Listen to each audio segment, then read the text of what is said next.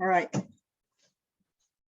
Well, it is so thrilling to sit here and see all these mostly familiar faces popping up. Although there's something that just popped up that I didn't want to. It says this meeting is being recorded. How do I get it all? Click on got it. Okay, I got it. Okay. Mhm. Welcome to the 22nd. Is this remarkable? 22nd Monmouth Center for World Religions and Ethical Thought Shanti Peace event. We are all so grateful that you are joining us. And Zoom has its own magic because there are people from many, many places. First, let me go over a few quick logistics. Attendees, that's you guys, are asked to remain on mute. I think almost everybody is. Until called upon to speak. We suggest you select speaker mode rather than gallery mode so you can focus on the presenter. We'll be recording this event and posting video online, so this will be available to many more people. If you prefer to be anonymous, you may remain on mute and keep your video off. There'll be a time for questions and answers, and that will follow the presentation. We'll tell you how to participate when we get to that portion of the program. Joe did mention, but I'm going to re-mention our president, my former co-president, Reverend Liz Congdon, has retired from that position, and I'm beautifully joined by Raul. I can't always say your name right. And Devolu. Where's Raul? Where are you? Help me out. Perfect. Perfect. Okay. A fundamental, Monmouth Center for World Religions physical home base is the Unitarian Universalist Meeting House in Lincroft.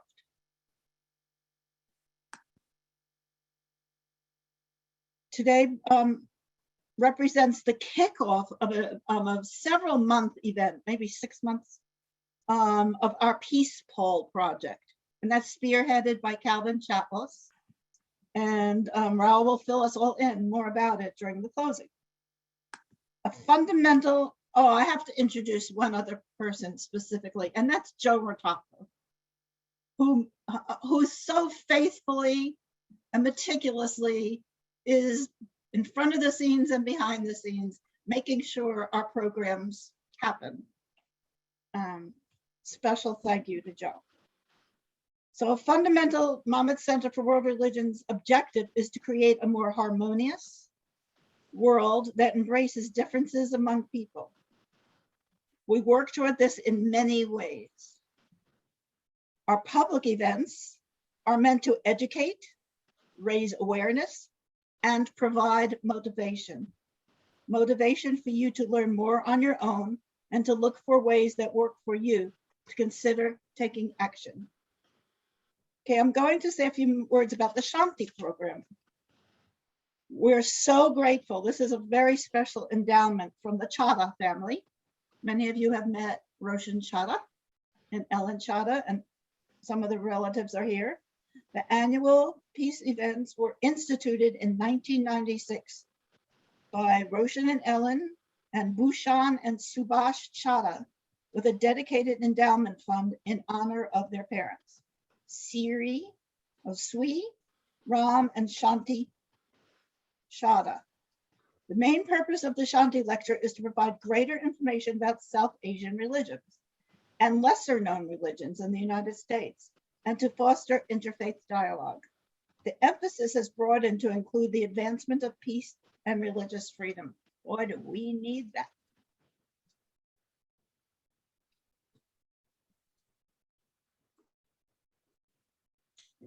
Okay, so I'm supposed to introduce, we have one representative from the Chadha family. As Joe said previously, in years when we were more in person, all the different cousins and little ones and big ones would come up on the stage, but that's a little bit clumsy. So Ellen Chadha will represent the Chadha family. And she was born, I know Ellen I don't know how many years, a lot of years, but I was not aware that she was born in a log cabin on a farm in the southwestern part of Virginia.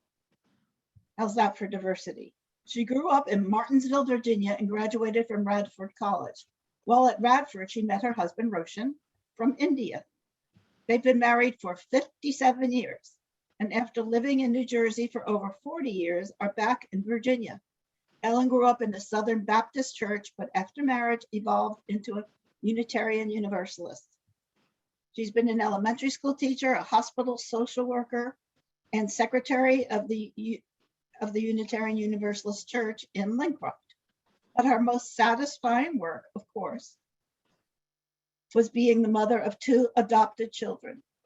She has also enjoyed her absorption into Roshan's family and the Indian community.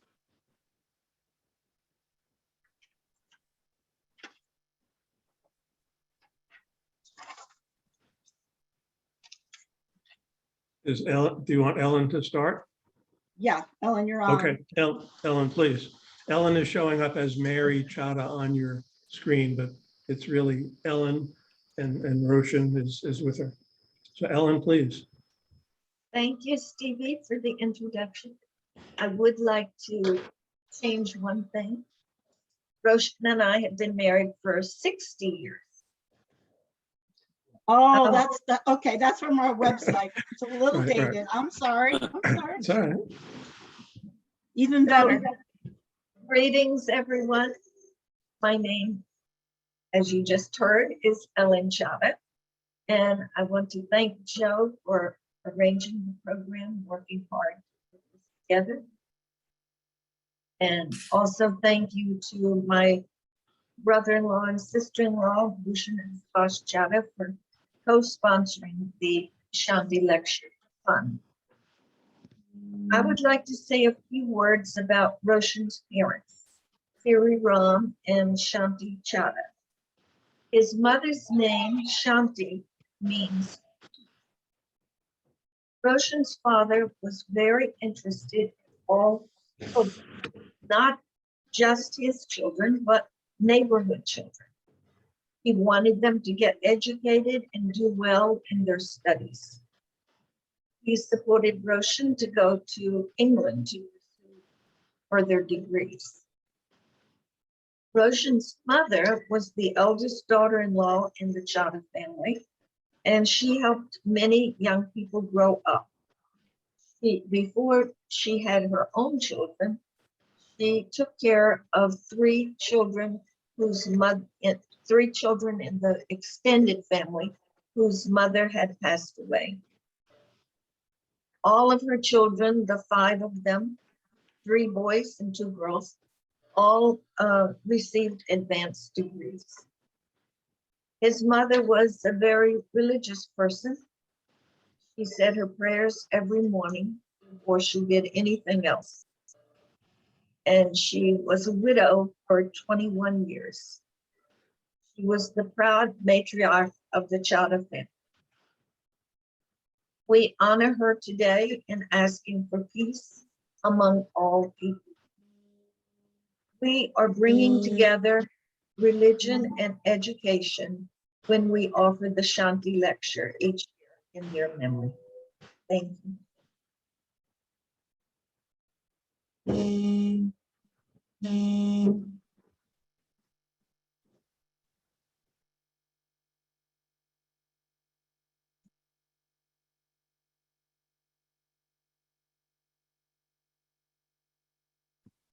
You muted. Right, okay. Hi, boys. I have to do something else. I have to say goodbye. Please hang up. My grandkids, I'm sorry. So thank you, Ellen. I will more fully explain to you the ways that you can participate in the dialogue that will take place after the presentation. However, you may enter a question or comment using the Zoom chat feature at any time, but we will not address those inputs until we get to that portion of the agenda. And for your information, your chat input will only be seen by designated monitors. It is now my pleasure to introduce, as Stevie said, our 22nd Shanti speaker, Robert P. Jones. I had the pleasure and good fortune to meet Robert at an interfaith event at Princeton about 10 years ago. I have been following his work and the work of PRRI ever since. I attended a lecture that he delivered that day, and I happened to have lunch with him. And I recall one message from that presentation that is relevant for today and for today's presentation, that attitudes within religious communities can and do change. So there's hope. Robert is the CEO and founder of the Public Religion Research Institute, PRRI.org. It is a nonprofit organization dedicated to conducting independent research at the intersection of religion, culture, and public policy. PRRI's research explores and illuminates America's changing cultural, religious, and political landscape to help us better understand public policy issues and the cultural and religious dynamics that shape America. I see PRRI as analogous to the longstanding Pew, P-E-W, research organization. Robert may correct me if that's inaccurate. I personally appreciate Robert's and PRRI's ability to meld polling, statistical analysis with sensible and insightful interpretation. His education in math, computer science, and theology serve him well. This unusual blend of faith and reason is particularly appreciated by me as I share his technical credentials, and I have a keen interest in the influence of our religious institutions. Robert writes regularly on politics, culture, and religion for many national outlets and is frequently featured in major national media. He also writes a weekly email newsletter that I subscribe to, quote unquote. It is dedicated to the work of truth-telling, repair, and healing from the legacy of white supremacy in American Christianity, which is essentially the theme of today's presentation. I have read 3 of Robert's insightful books, and I understand a 4th one may be in the works, so he may tell us about that. Today, we will hear a presentation based on his most recent book, White Too Long, The Legacy of White Supremacy in American Christianity, which won a 2021 American Book Award. Robert, please, we're thrilled to have you. Robert. Well, thanks so much, everyone. Just making sure you can hear me all before I go diving in. You're all good? All right, Good. great. Well, I'm so honored to be here and so honored to see so many faces gathered on a Sunday afternoon. And thank you. Joseph, that you can remember anything that was said a decade ago at a thing I'm humbled by. So thank you. I'm so grateful for that. But I'm so grateful to be here. Thank you for the Chada family for making this possible. And I'm going to do something a little different today. My last book was called White Too Long, The Legacy of White Supremacy in American Christianity. It's been out for about 1.5 years now. It came out in the summer of 2020, in the middle of all of the Black Lives Matter protests following the murder of George Floyd. And so I've given a number of talks that talk about the kind of main themes of that book, and I can come to that in the Q&A. We get there and answer any questions about that. And what I'm used to doing, if I have on my sociologist hat, is giving about a 30,000-foot flyover and kind of using statistics and demographics and public opinion surveys to kind of give us the lay of the land. And I'm going to do a little bit of that today, but I'm going to come quite close to the ground today, and really talk about one phrase. But I think we can use this phrase kind of as a prism to see much deeper into the current, what I would say is spiritual and moral malaise that's plaguing the country, that is linked to this legacy of white supremacy in the country. So I'm going to kind of do a bottom up kind of approach today, whereas I kind of normally do a top down. So not a lot of slides, not a lot of charts, not a lot of statistics, although I'm more than happy to go there if you want to talk about that. But I want to just stay a little closer to the ground. It's been something I've been thinking, I've done a little bit of writing about, but a lot of thinking about. And it is this phrase, white discomfort, that we've seen in these anti-critical race theory bills that are kind of popping up all over the country. And I just want to take a few moments to kind of unpack that, put that into context, and have it be the lens for which we see some deeper and kind of more long-standing issues in the country today. So I'll start with, as some of you may be in Florida, I don't know, or at least know a few folks in Florida. My daughter now lives in Florida, so I've been paying attention to Florida politics there.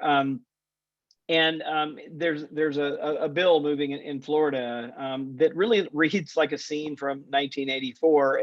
I'm from Mississippi and grew up Southern Baptist myself. So as we would say in the South, it's a doozy. You can and you really should read the full text of the bill. It's available online. But just kind of give you the flavor of it here. So it starts out, which sounds like fairly normal language. It purports to, quote, protect individual freedoms and prevent discrimination in the workplace and in public schools. And so far, so good. But then it proceeds to define what it calls individual freedoms and discrimination in ways that are really unrecognizable to the plain historic meaning of those words. So here's just a quick tour. It basically requires that instruction on required topics, and this is State Board of Education policy. They must be factual and objective. They may not suppress or distort significant historical events, such as the Holocaust, slavery, the Civil War and Reconstruction, the Civil Rights Movement, and the contributions of women, African American, Hispanic people to our country. All of that sounds what we might expect, right, for something from a State Board of Education policy. But here are the next two sentences. From that fairly sturdy starting point, it then goes on to define things that distort historical events. Again, one off the bat sounds okay. Theories that distort historical events and are inconsistent with approved materials include the denial or minimization of the Holocaust. But then there's a comma, and there's some other things. And the teaching of critical race theory, meaning the theory that racism is not merely a product of prejudice, but that racism is embedded in American society and its legal systems in order to uphold the supremacy of white persons. Instruction may not utilize material from the 1619 Project and may not define American history as something other than the creation of a new nation based largely on universal principles stated in the Declaration of Independence. So, the magnitude of the contradictions here, separated really only by this one little comma after the exception for the Holocaust, it's jarring. So what we get in this bill is the minimization or the denial of the Holocaust being prohibited, but the minimization and the denial of America's treatment of Native Americans and African Americans is actually mandated. The spirit of it is that a critical reading of history has lessons for the Germans, but not evidently for Floridians or Americans. The systematic oppression and murder of Jews overseas holds lessons for today, but the bigotry and violence toward Native Americans and African Americans at home does not. Now, never mind that Hitler's Nazi regime studied America's treatment of Native Americans and African Americans in their search for models for subjugating and exterminating European Jews. Never mind that the Declaration of Independence itself, its so-called universal principles, include a description of Native Americans as, quote, merciless Indian savages whose known rule of warfare is an undistinguished destruction of all ages, sexes, and conditions. That's straight out of the Declaration of Independence. And we know how the story ends. You know, we've already seen how weak this comma, accepting the Holocaust from this logic, is.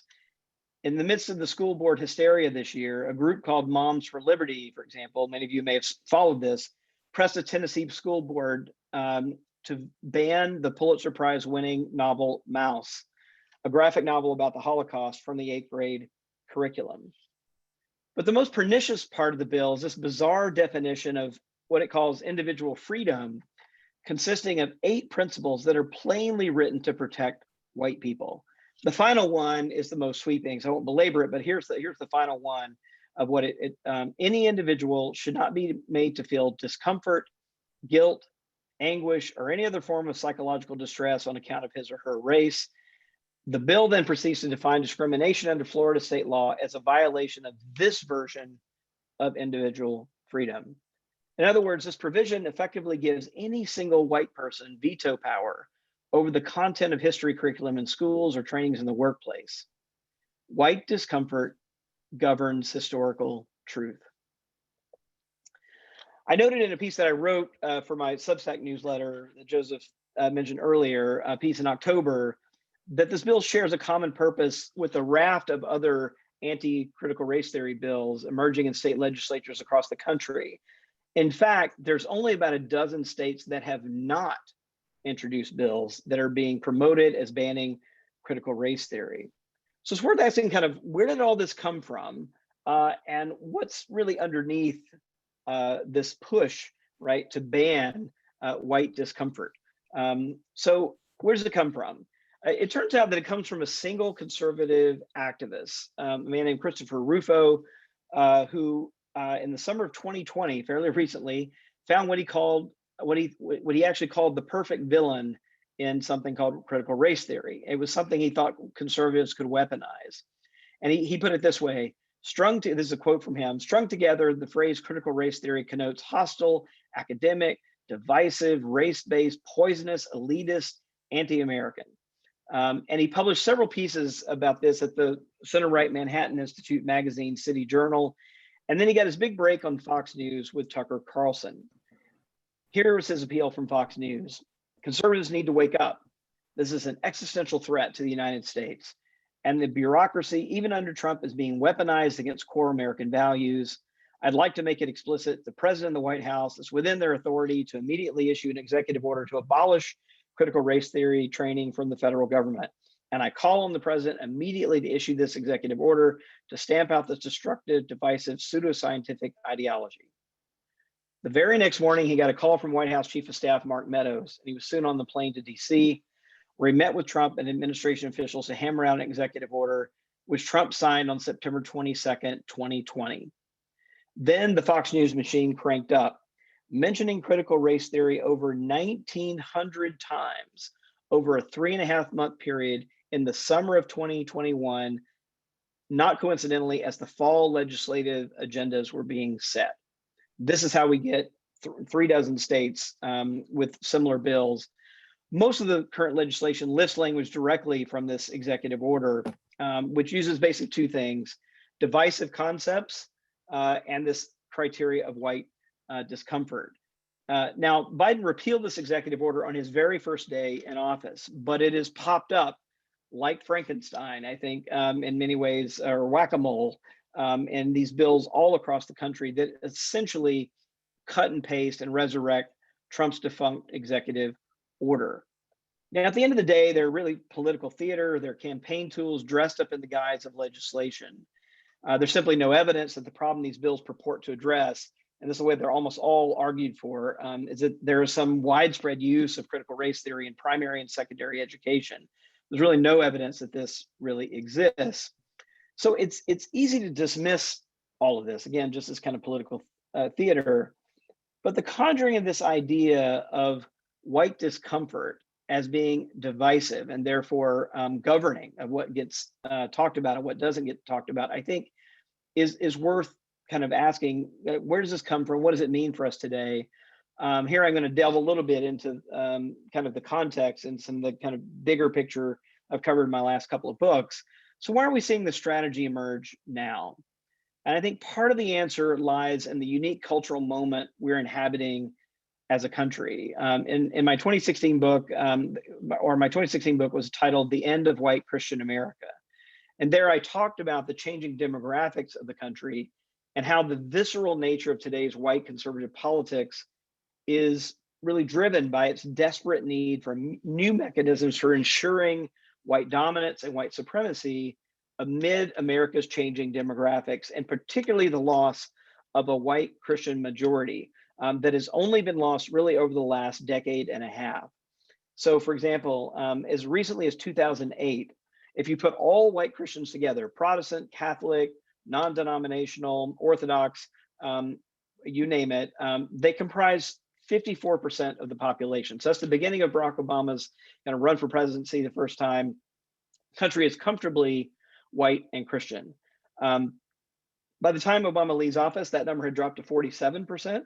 So in other words, during our first African-American president's tenure, we had actually crossed this milestone of being a majority white Christian country to one that is no longer a majority white Christian country. And that number's continued to drop. It's actually 44% today. So from 2008 to the present, a drop of 10 percentage points in terms of the proportion of white Christians as a proportion of the population, but most importantly, from solid majority to no longer majority. This is true for really all white Christian groups in the country, but what's notable is that it is true also of white evangelical Protestants. This is the group that I grew up in the Deep South. Southern Baptists are the largest manifestation of this kind of denominational family. And what's notable about them is they actually resisted some earlier waves of decline among other white Christian groups that happened in the 70s and 80s, such as among United Methodists. But in the last decade and a little more than a decade, they themselves have declined precipitously. Moving, for example, we take that same benchmark of 2008, they were a little more than 1 in 5 Americans, 21% in 2008. They have dropped down to 14% of the population today. The other thing that we see here, and that I think this is not lost on these white Christian groups that have been used to seeing themselves as really as America, right, of owning the country, of controlling the country, is that the median age of white Christians in the country is actually 57. And that's compared to the median age of the country at 44. It's also, if you take the median ages, for example, of Hindus, Buddhists, Muslims in the country, they're all under 40. So you can see the future really writ large in these median ages of current folks. One way of looking ahead is kind of look at that, and you can see that white evangelicals, white Christians, shrinking, aging, while there's vibrancy among younger people, among non-Christian religious groups in the country, pretty much across the board.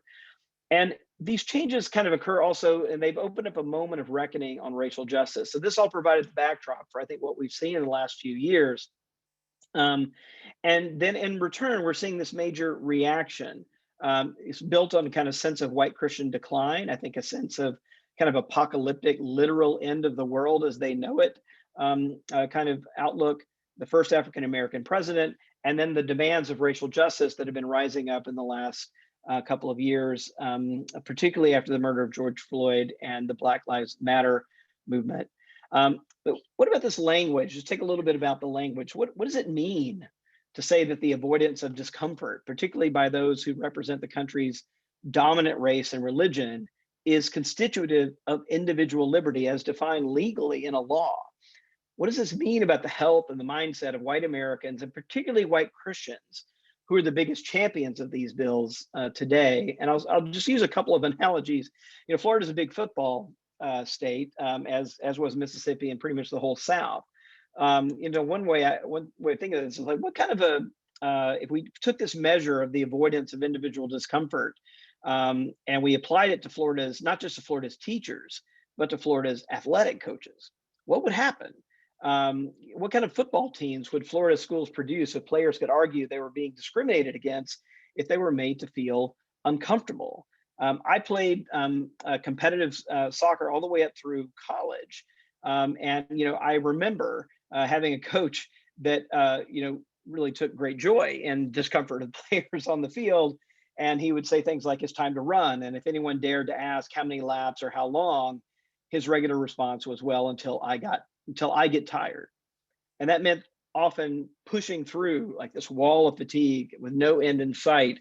Anyone who's done any sort of endurance sports knows that this kind of discomfort is really part of growth and strength, that kind of thing. I've been cycling actually during the pandemic, and I was surprised. I'd not done this before in my adult life or even as a kid, other than just recreational suffering. But to kind of, when you watch kind of competitive cycling and kind of get into the culture, not just discomfort, but the word suffering is pretty common parlance. You hear it from amateurs in training, you hear it from commentators at the Tour de France. And one of the most popular indoor training apps that you can get on your phone recently went by the enticing name Sufferfest, a kind of knowing that you have to embrace this, that victory often goes to the competitors who befriended suffering, who can keep the cranks turning even when their quadriceps burn, their lungs feel they're about to explode. And at the elite level of sports, where everyone has talent, the winning edge is often this willingness to endure to the far end of tolerable pain, knowing that discomfort and even extreme discomfort builds resilience and strength, prepares one for achievement.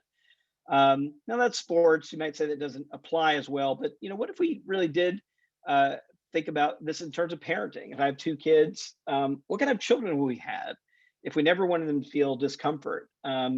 We all want to protect our children from pain, but we also know that some forms of discomfort, such as feeling bad about ourselves, we've done something wrong, helps us assume responsibility for our mistakes. It spurs us to make things right. And owning this kind of discomfort, even with our own actions, is essential to forming a strong moral core and becoming a mature adult. And without this unpleasant psychological experience, a person becomes really a sociopath, someone who has an inability to care about the feelings or needs of others, someone who lacks a sense of moral conscience. And it can even be linked to us in the work we face as descendants in a long chain of beings in our family trees. Some of us find ourselves the beneficiaries of intact, generally functioning families that go back generations, but some of us find it necessary to reckon with dysfunction, abuse, addiction, bigotry, and other unpleasant family inheritances. These are parts of our heritage we do not want to pass along. And in those cases, only by facing these uncomfortable corporate truths do we find the courage to declare, as I can say my parents thankfully did with racial prejudice, that those destructive legacies stop with us. I'm primarily a scholar of American religion and particularly Christianity, but I have enough insight. I know this is a very interfaith gathering, but it occurs to me, we ask, where is this idea?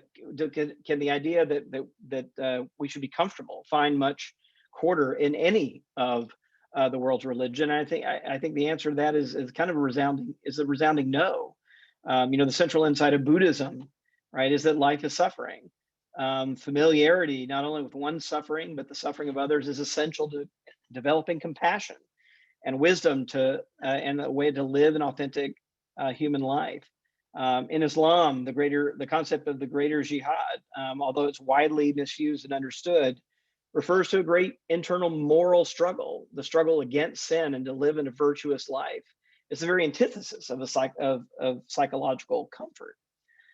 In Judaism, I've been blessed with, my wife is Jewish, and been blessed to kind of be incorporated into their family and their sense of practices, and their obedience to God's commandments. It's a strenuous exercise. It requires extensive study. It requires discipline and practice. And the expectation is one might find persecution because of it. And I was really struck, I think, during my first Yom Kippur service, that there are these excruciating congregational liturgies that acknowledge failure, both individual and corporate, at every turn. What about Christian theology? And this is kind of where I'm more at home. I have a little bit more to say here. But I think it's also particularly important, since most of those supporting these anti-critical race theory bills are also politicians that wear their conservative brand of Christianity on their sleeves and are universally white. So what does this mean? Particularly in white evangelical circles, again, and this is the one that most of these supporters of these bills, claim that tradition. But it's one that from which I come as well. But discomfort is central to both salvation and discipleship in that Christian tradition. In traditional revival meetings, for example, the experience of discomfort was even institutionalized. It was represented by a special bench at the front of the tent, at the front of the sanctuary, that was either called the mourner's bench or even the anxious bench. And it was where those wrestling with a newfound conviction of their sins would visibly struggle in prayer. They would cry out, they would wail, they would scream. Sometimes they would roll around on the ground and have people have to help them back up as the reality of their own sinfulness came crashing into their consciousness. Even the beloved hymn, Amazing Grace, captures this dynamic. In the very first stanza, a Christian singing that hymn identifies as a wretch in need of salvation. And these familiar refrains, I once was lost, but now I'm found, was blind, but now I see, begin with lament and confession. And grace is amazing precisely because God accepts us despite our own shortcomings. But we don't come to salvation, nor do we grow in discipleship in the Christian tradition without honesty and this experience of what I would call even exquisite discomfort. And, even in the Christian tradition, it's not just limited to sin in individual hearts, despite the fact that I think that's the way it's talked about in most evangelical circles. But the Bible's replete with language about the sins of one generation being visited down 3 or 4 generations. And this transmission is not mystical, but it's really even both genetic and cultural. Just as abuse begets abuse, addiction begets addiction, prejudice begets prejudice. These are family inheritances. And in the New Testament, the Apostle Paul talks about the need to reckon not just with sinful individual nature, but with what he calls principalities and powers. These are really a theological way of describing the impersonal, menacing aspects of culture and institutional power, and especially the ways that institutions can come to be oppressive, faceless forces in society that are particularly aimed at the disadvantaged in our communities. These are all themes also we're in the middle of Lent in the Christian calendar, consistent with that season of Lent. So one more thing about how these things are passed down. In my book, White Too Long, I looked at some data showing how these views were still with us, and that particularly white Christians that have been involved in defending slavery, defending Jim Crow, still held attitudes today, despite not defending those policies explicitly, but they still hold other attitudes today that particularly deny the existence of systemic racism and believe that racism is only personal. But there was another book that I came across that called Deep Roots by some political scientists that found some fairly remarkable ways that these sins of the fathers continue to be with us and be transmitted through institutions down today. And here's what they found. They found that white people who reside in areas today that had the highest levels of slavery in 1860 still demonstrate significantly different attitudes than whites who reside in areas that had lower historical levels of slavery. Specifically, again, this is whites that live today in areas that had the highest levels of slavery in 1860 are more politically conservative and Republican leaning. They are more opposed to affirmative action, and they score much higher on questions measuring racial resentment. And even after accounting for a range of other explanations and intervening complicating variables, a set of political scientists from Stanford and Harvard that wrote this book concluded that, quote, present day regional differences then are the direct downstream consequences of the slave holding history of these areas. In my own family's histories, I've seen these dynamics play out, particularly in 2 moments of revelation that are very personal to me. So my family goes back 6 generations into Middle Georgia, and first came down receiving land that was after Native Americans had been pushed off the land, and they were handing out these 200-acre plots to white people of European descent. And my family came down from Virginia. That's how we got to Georgia. But that history, and along with my denominational history, as I've delved into it, have really been moments of me rethinking and coming to a greater awareness, I think, of how these kind of things in the past live with us in the present in very personal ways. So one revelation that came to is that my family's denomination, the Southern Baptist Convention, I didn't know till I was 20 that this, and in seminary, that I learned that it was explicitly founded in 1845 as a place where the gospel of Jesus Christ could coexist with the practice of race-based chattel slavery. That was the founding reason to be of that denomination. And a second one that's even more personal to this came just a few years ago while I was doing research for White Too Long. I discovered the estate settlement records of my 6th great uncle and the namesake of my 5th great grandfather, Pleasant Moon. Now I have passed down from my mother's family the family Bible that was first his, Pleasant Moon. It's a Bible dating back to 1815 to that family that came down from Virginia to Georgia. But I discovered these estate settlement records, and when I was going through them, what I noticed was that it listed all kinds of property: horses, bay mares, tables, chairs, sheep, the likes. And in the midst of all this were 4 human beings. And I was just stunned by seeing this in name. One Negro woman named Naomi at $800, one named Susan at $450, one named Eliza at $275, one named Bert, a boy, at $150. And so I knew this history in sort of vague outlines. And then I knew that my people, and even up through my parents' generation, had benefited from Jim Crow segregation. My parents, for example, grew up in Macon, Georgia, with schools, libraries, parks, pools, theaters, jobs, entire neighborhoods marked, and the best of the city marked explicitly for whites only. But still, even knowing all that, when I really came upon that estate settlement, and that was published in the same year that this family Bible was published, I was deeply uncomfortable, deeply unsettled. And as I held these 2 documents, one, that this beloved thing and this new discovery, they really began in many ways to hold equal weight. And the straightforward pride and connection I'd felt to the lineage of people that had the births, marriages, and deaths inscribed into that Bible, that family heirloom Bible, became mixed with these feelings of shock and even shame. And the question, how could the same people in my family be reflected in both of these documents?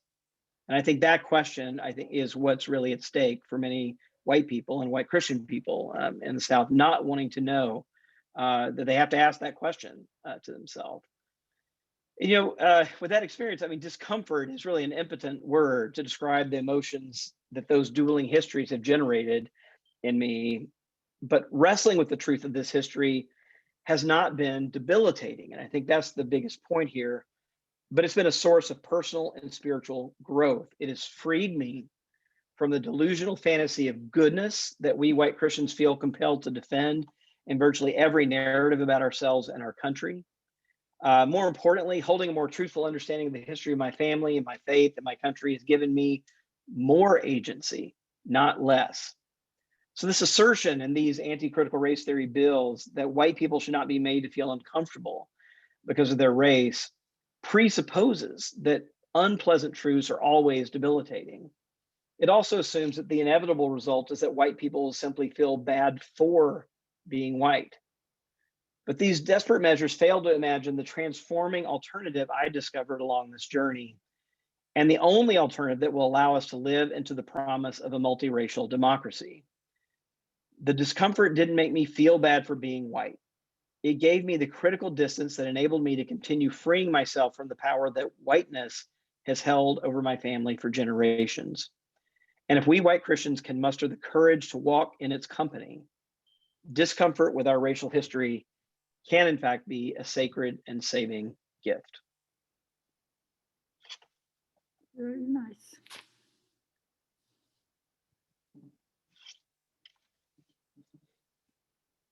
Yes.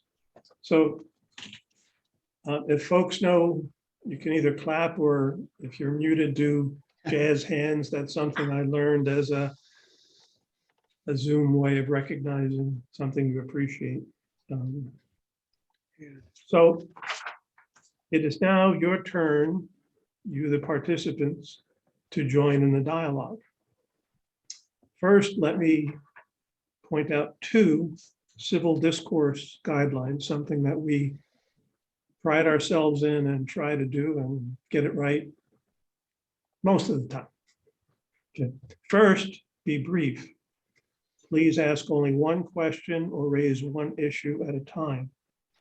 Time permitting, we will get back to you after others have had an opportunity.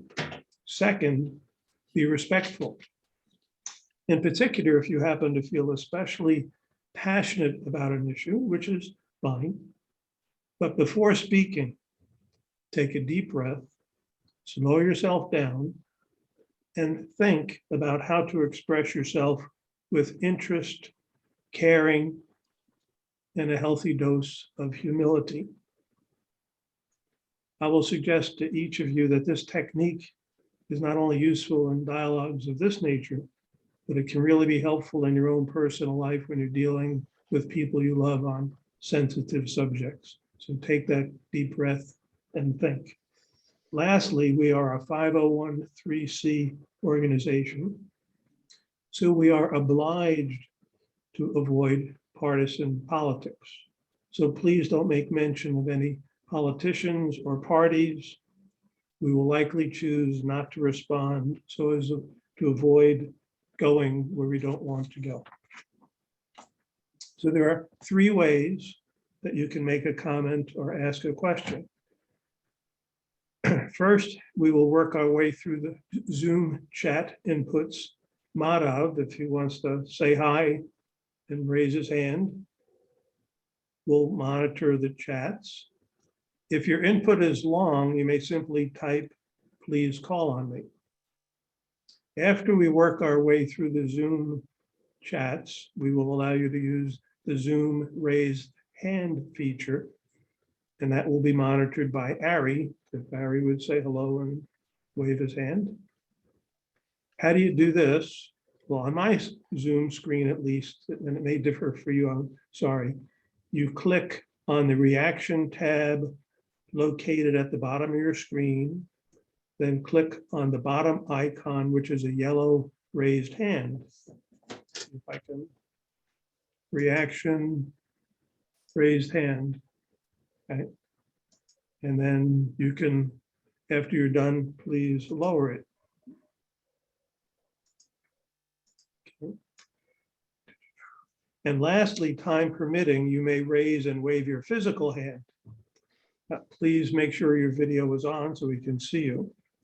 And as the audience is large, it may be hard for us to find you. We will do our best. Sarmeet will call upon you. So, but regardless of which option you choose, when called upon, don't forget to unmute yourself. And we suggest you turn on your video, and then please mute yourself after you are done.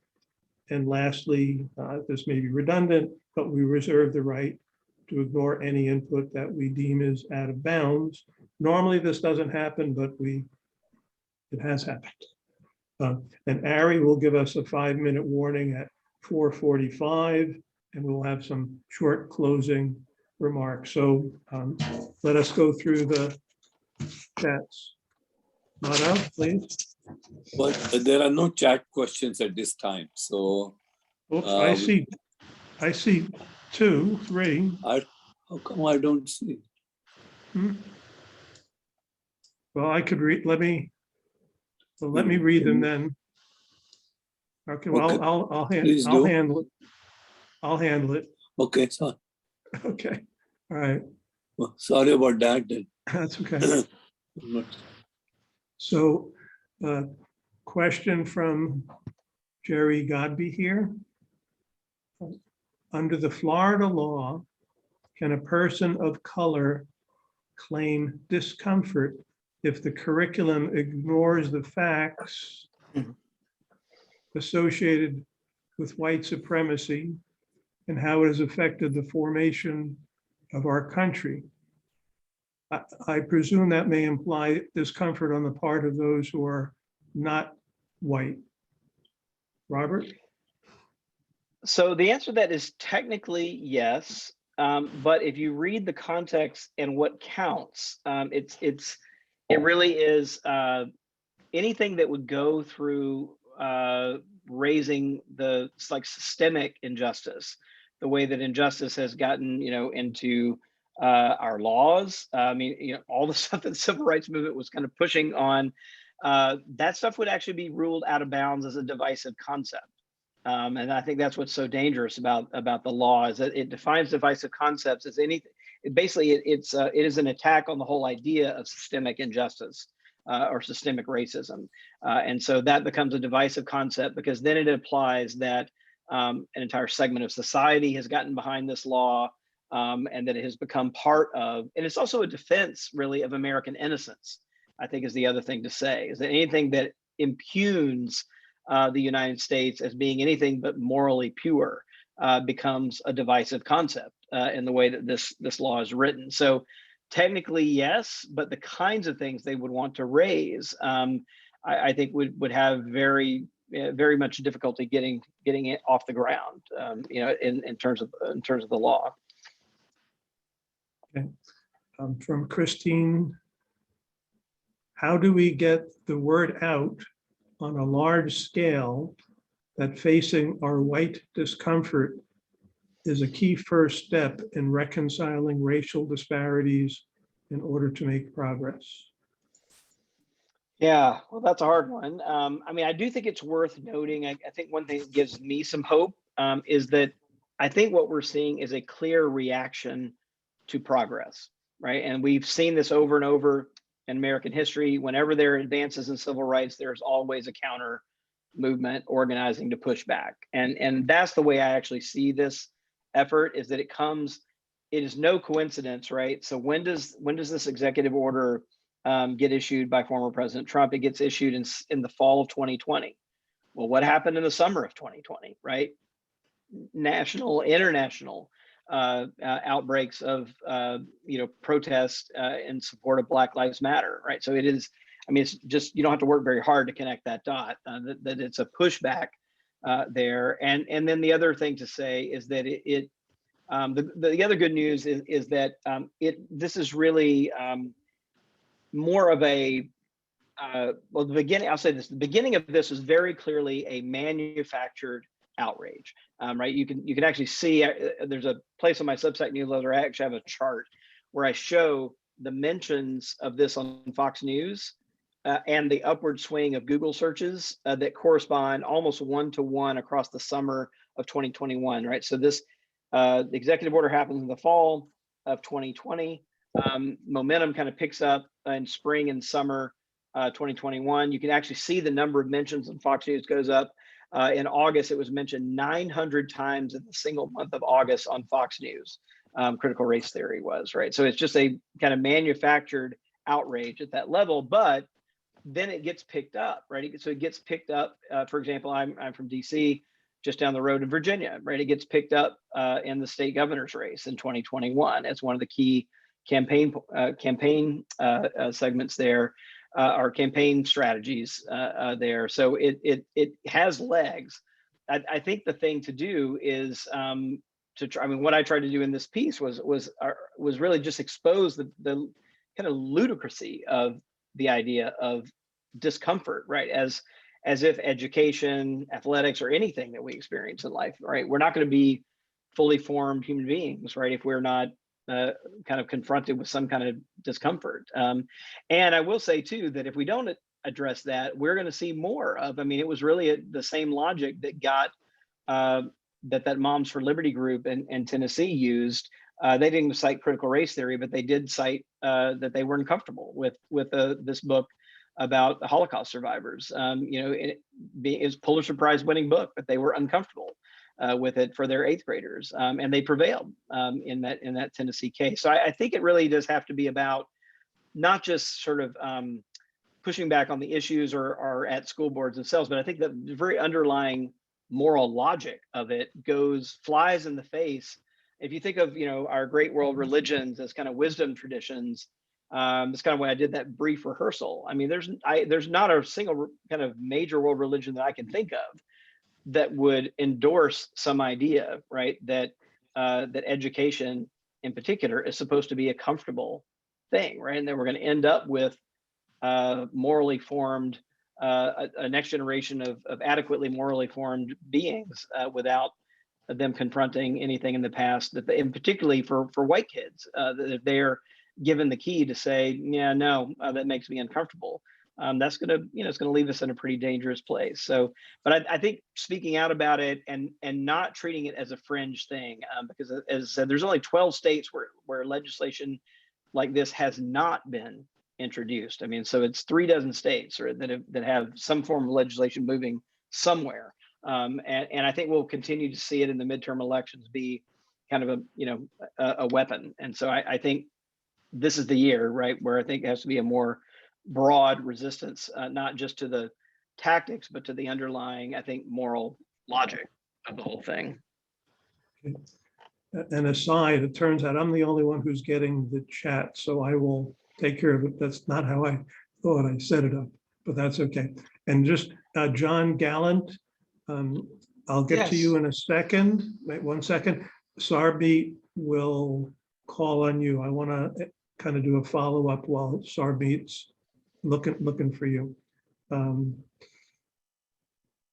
One of the challenges I know that my congregation is facing, and the good news is we are facing it, is kind of how to engage people who do not want to be made to feel discomfort, i.e., it's not so much theological, but I go to church to escape this cruel world, and you want me to now come to church and you're going to make me uncomfortable. So that's a valid emotional response, not a political response. It's being politicized.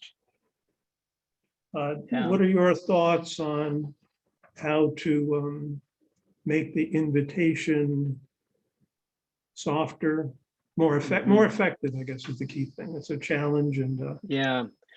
Well, let me take it a little bit of a different direction. I think the problem with that approach, and I'm sympathetic to it because I mean, I've been there and I understand, I'm empathetic to that sentiment, particularly in the moment we're in, right? With the pandemic and all the divisiveness in the country, violence around the world. I think it's hard.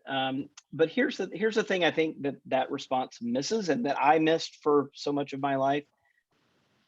It presumes that we're okay.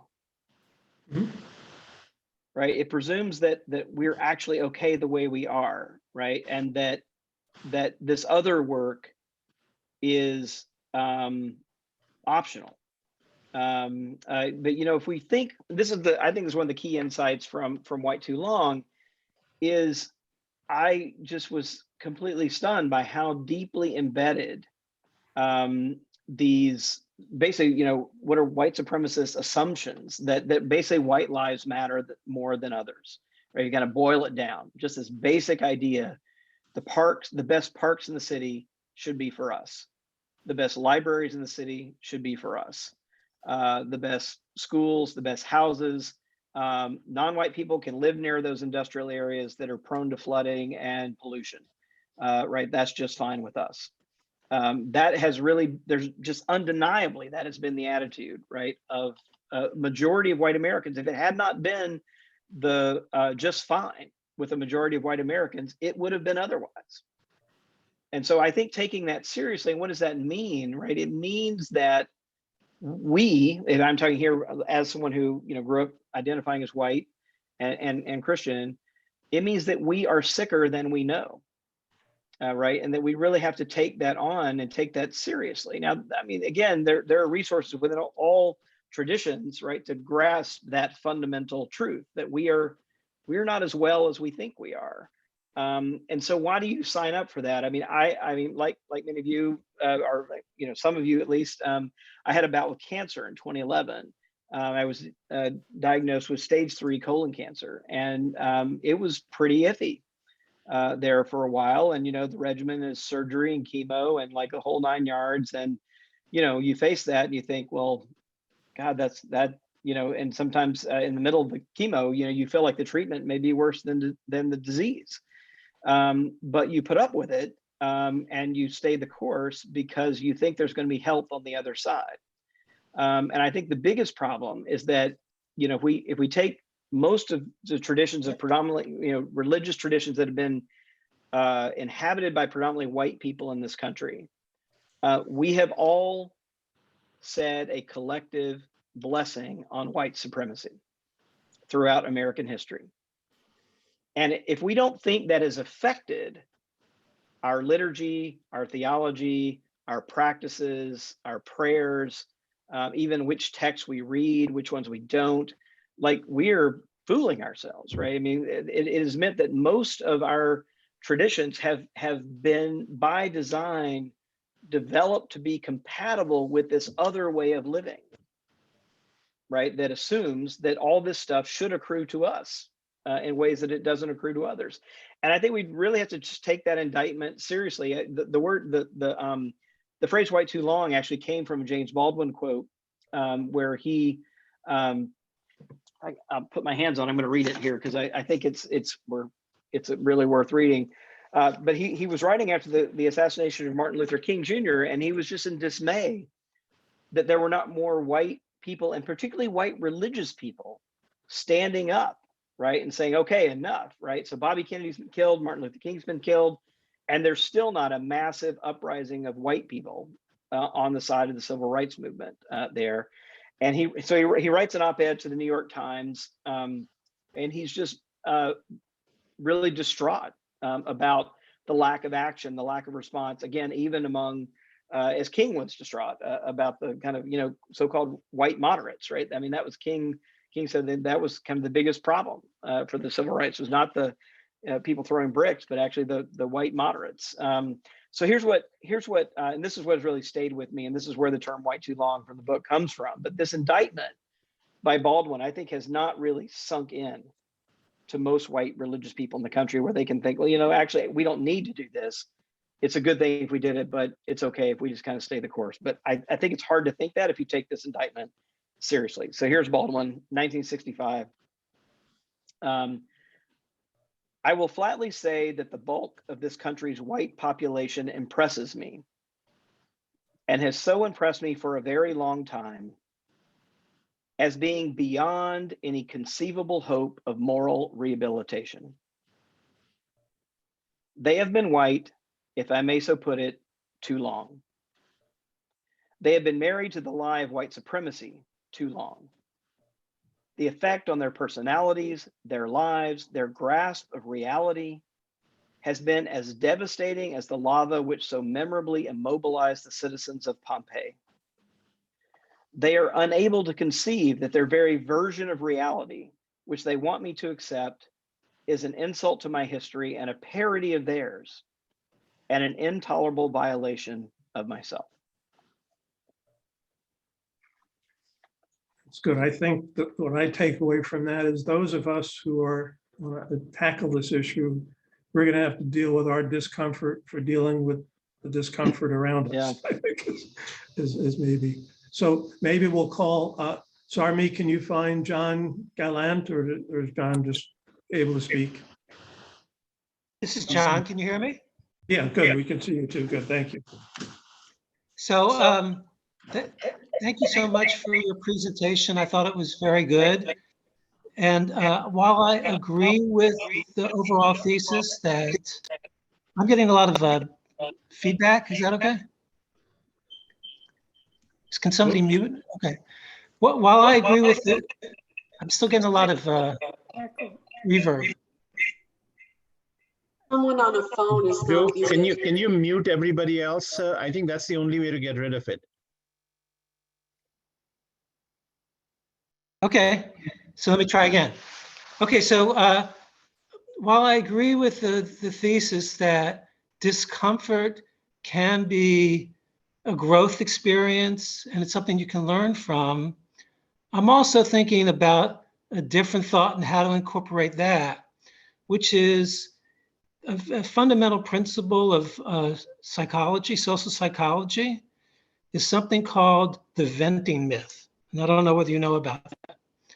That is the common everyday opinion that people have.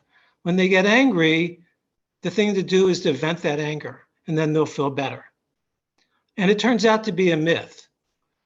because psychologists have shown that if you do this venting behavior when you get angry, you're just conditioning yourself to get angry and vent a lot. If you want to address your anger, it's better to address the question of why are you angry? You know, and meditate and understand your cognition and your body and your emotions. You know, why are you angry? And the corollary in this case is, why is it discomforting to learn history? You know, why is that? Yes, if there is discomfort, then sure, you can grow from it. But another way to deal with this is to learn and to understand oneself, that just learning something that happened in the past is not a reason for discomfort. So in the sports analogy that you gave before, you could think about golf. A golfer who hits a really bad shot and gets angry and vents is not going to do as good as a golfer who just accepts the fact that they had a bad shot and they have to hit the next shot. What are your thoughts on that? Yeah. No, it's a really interesting question. Thank you for that. I mean, I can take it kind of home here to close to the ground for me. You know, I think because there's real, there's material goods at stake for taking this discomfort seriously. And I think there is, you know, face, like saving face and that kind of things at stake. So, for example, the Southern Baptist Convention, right, formed in 1845 to defend chattel slavery. So that's the convention I grew up in. What's remarkable about that group is that it is not some fringe thing that went away at the end of the Civil War, right? So it in many ways, the United Methodist, or what's now the United Methodist Church, the Methodist Church actually split that same year, 1845. So these are two of the largest denominations in America, both splitting and basically providing a dress rehearsal for political secession that happens, you know, a decade later. But the churches split first, and it's notable that trajectory then. So by the middle of the 20th century, and still today, the Southern Baptist Convention, that collection of churches, is the largest expression of Protestant Christianity in the country. It grew to a peak of 16 million members by the middle of the 20th century. It has dropped a little bit. It's been part of that decline that I was describing. It's still, they've lost about 2 million members in the last 10 years. It's still just a little bit less than 14 million members, but it's still a lot of people. And I think, you know, that denomination has never come anywhere near, you know, a proper reckoning with that history, because I think to do so would be, you know, you have to start from the ground up. I mean, I think that's part of the problem. You'd have to start with, you know, like the Broadman hymnal, right? Which is what the hymnal I grew up with, for example. That Broadman is named, it's a mishmash of two people's names, John Broadus and Basil Manley. Broadman put those two last names together, who were two slave owners, you know, who were responsible for organizing the first seminary. Right after the split with the war, John Broadus called himself an ultra pro-slavery man, et cetera, et cetera. So you'd have to, like, everything from the hymnal to, you know, I think it's just it's a huge undertaking, and it is a huge admission to say, look, this was not just like a small mistake, but our moral compass was fundamentally off on this. And the very reason to be of our denomination, the largest one in the country, is going to have to be examined from, you know, root to stem. And so I think that's part of it. But I think you're right about anger, though. I mean, I think that's why we are seeing so much anger in our politics today. And part of it is because instead of taking a step back and trying to ask these questions, it's venting and defending, right? That have become the preferred reaction of so many. So what do the I'll close with this. There's 6 Southern Baptist seminaries today. To my knowledge, they have never made a joint statement about anything, not poverty, not hunger, not climate change, et cetera, not peace. The one thing that they managed to make a joint statement on last fall was a condemnation of critical race theory. Like all 6 presidents got together, circled the wagons, and put out this joint statement, right, condemning critical race theory. Well, let me follow this up. Pretend you went to the council of these churches that Yeah. issued this joint statement. Which might be more effective, telling them or asking them to take their discomfort and realize that they can grow for it, or just asking the question, why do you feel discomfort about learning about your history? Which would be more of which would they accept more? I don't know the answer. Yeah, I mean, honestly, to be quite honest with you, I mean, these are people who have spent a lot of time building a fairly complex set of defenses. I'm not sure that would be helpful in any way you approached it. They're pretty dug in, and I think it's really challenging. So next question, Joe? what kind of reaction or support, so I guess negative reaction, are you getting from the white population in America based on your views and your books? How would you characterize that? Is there, I guess I'll add, is it hopeful or scary or a little of both? You know, a little of both. More, I'd say I'm more on the hopeful side. You know, we've of course at my office and luckily not so much at home, but plenty of hate mail, plenty of nasty voicemails. You know, my favorite are the ones that quote scripture and then curse at me. But for the most part, you know, one thing I've been surprised about is, you know, I'm an academic by background. I typically have done a lot of speaking at think tanks and other kinds of political science and social science circles. But since Way Too Long has come out, I was counting it up the other day actually that it's nearly 100 congregations that have actually reached out and said, look, we want to do this work, and we really we're not really sure where to start. Can you just come talk to us? And I've never in my career seen anything like that. It didn't happen with the last book, but in these last 2 years, I mean, there and several of them have been like a predominantly white and a predominantly African American congregation. They actually want to have the conversation together, which is also, I think, quite remarkable. And because I think it's going to have to like the changes are going to have to happen at the local level. You know, I'm really encouraged by that. I mean, if we learned any lessons from this kind of civil rights era, it's that denominations putting out statements from New York, you know, and their denominational headquarters are really pretty useless at the local level. They mostly get ignored by local pastors and didn't do a lot of heavy lifting with the congregations. My favorite example is, I gotta get the year exactly right, but it was when King was alive in the 60s, and he got an invitation from the Episcopal Church to speak at a big national gathering that was kind of co-hosted by the National Council of Churches. So he's honored speaker, and the exact same year that he gets this invitation from the Episcopal Church and the National Council of Churches to be their kind of keynote speaker, his son is denied admission at an Episcopal school in Atlanta on the basis of race, right? So Episcopalian on both ends of the spectrum in the same year. And I think it's a good example of how that national policy just did not reach down to create, you know, change at the local level. Yeah, So Roche, but I am encouraged by the local stuff. Yeah. okay, and so Roshan, please.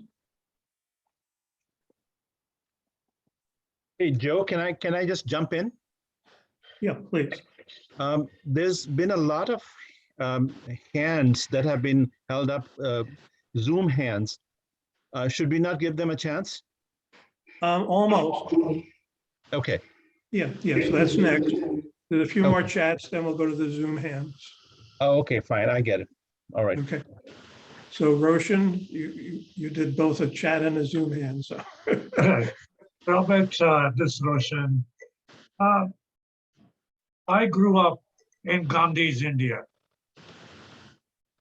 Like him, throughout my life, I am now 88.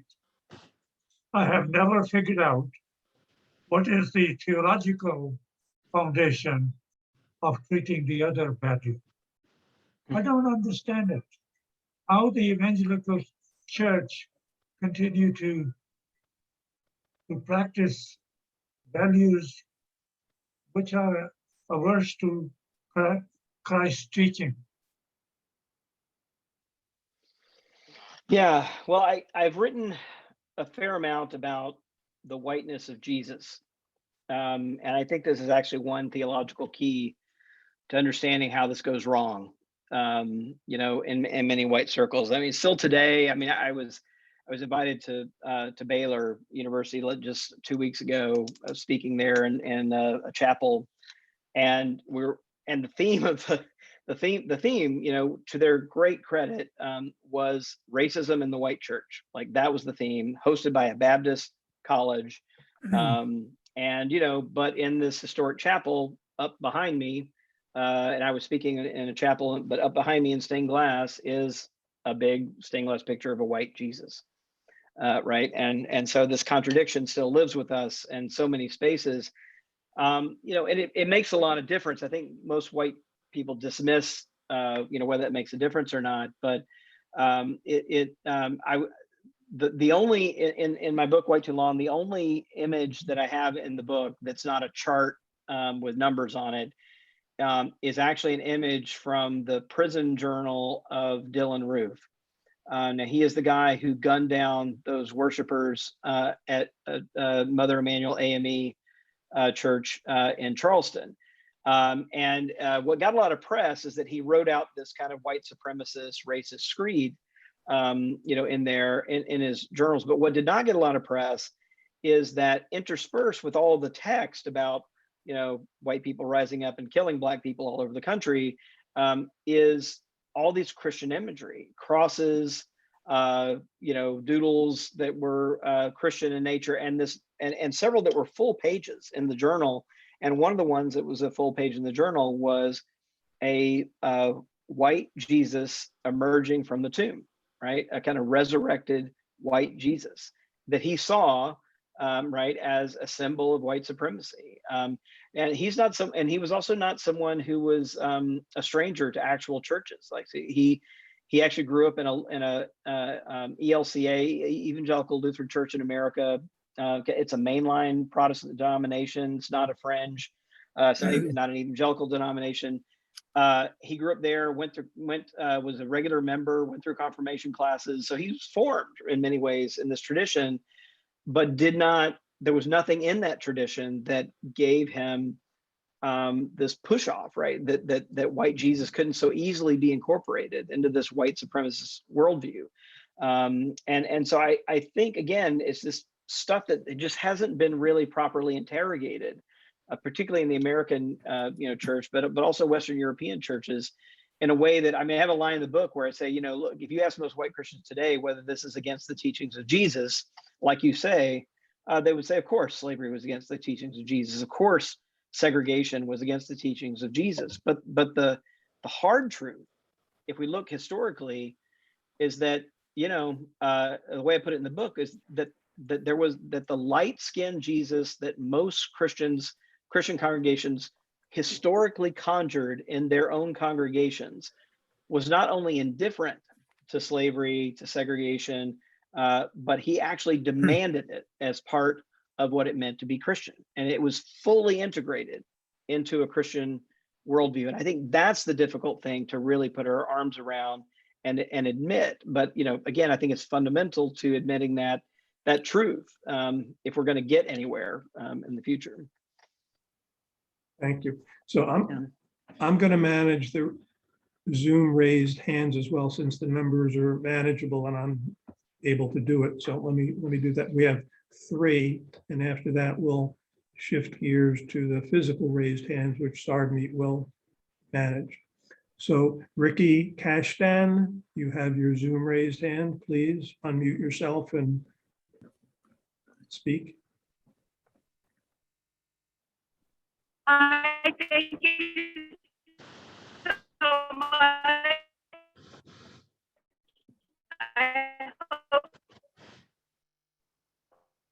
I hope Ricky's audio is not coming you very can well. hear me. I am We cannot hear you very well, Ricky. Yeah. Um, I wanted, if you can hear me. No, we can't hear you very well, Ricky. Okay, then I will. You might want to put your question in the chat if you Yeah. can. Yeah, thank you. Sorry about that.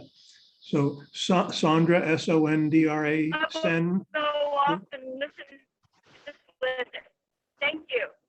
I see Ricky was driving or in a car, so that didn't help. All right, so Oh. Sondra. Actually, it says Sandra Sen, I'm tapas.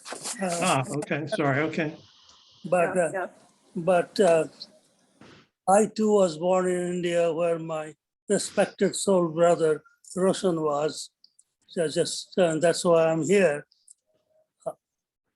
Firstly, I want to thank the speaker, Robert, for this excellent job you did from bringing us down from 30,000 feet where the rubber meets the sky to the ground, where the rubber meets the road and finds the real world. But in terms of this, on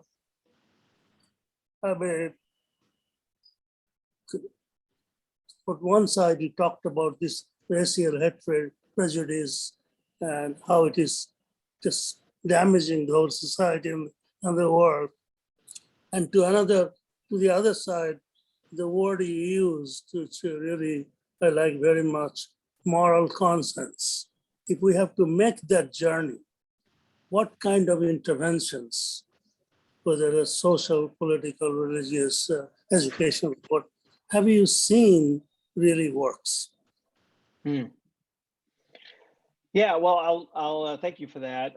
I'll try to stay on the ground for this one. Okay. One of the things I did is I did some looking for what seemed to be plausible models for change, and what seemed to be working. And one thing that I did find, and I wrote a kind of case study of it at the end of the book, was actually two congregations in Macon, Georgia, really where my parents were from, and there are two Baptist congregations.